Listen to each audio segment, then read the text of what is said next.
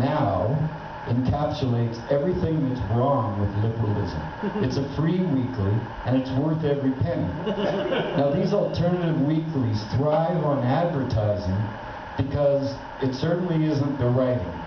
Futon price slashed, universal brotherhood, colonic irrigation while astral projecting, ceramic dildos on sale, and how to tell if you're a sexist, pierced nipples and punctured brains, dull tattoo rebellion, classified ads for gay cruises and lesbian home furnishings, nudist bed and breakfasts, weekend retreats, Reiki body work for men, a drowning sense of wellness, anal isometrics, anti-smoking spirit channeling hypnotherapists, voluntary herpes cream experiments, holistic veterinarian clinics.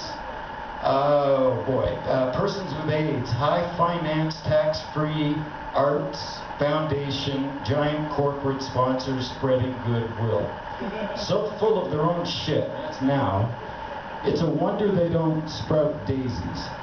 So off the mark, radar couldn't find them. So wrong, they've almost rounded the final corner back toward right. So empowered, they'll electrocute themselves. So sensitive, they have to live in an oxygen tent. So enlightened, you have to look away for fear of being blinded. So much pretense. They never get to the main course. So ironic, it's as if they're lost in a hall of mirrors. So fucking cool, they can't even spell their own names.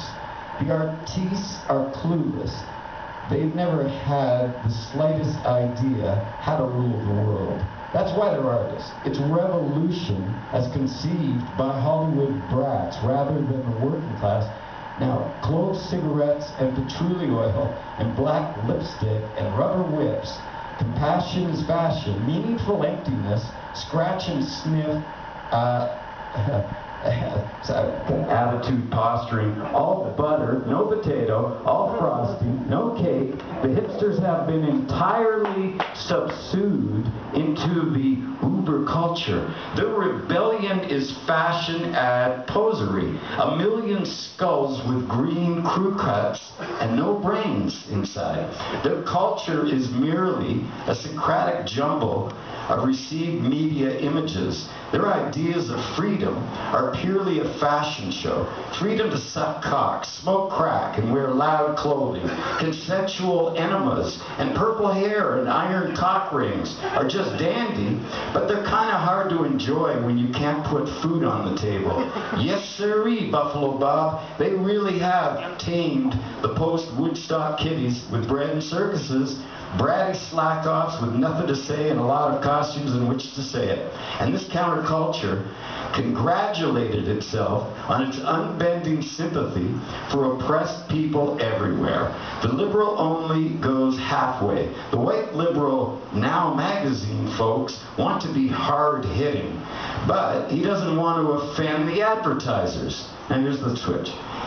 Now Now magazine wants to ride the roller coaster, but they don't want to muss their hair. He pretends to enjoy trash, but he won't get his hands dirty. He craves excitement, but he doesn't want to get a heart attack. The white liberal Now eschews all forms of extremism. It's too bad he lives in an extreme world. I wonder when a 5-mile-an-hour wind will come along to blow him away.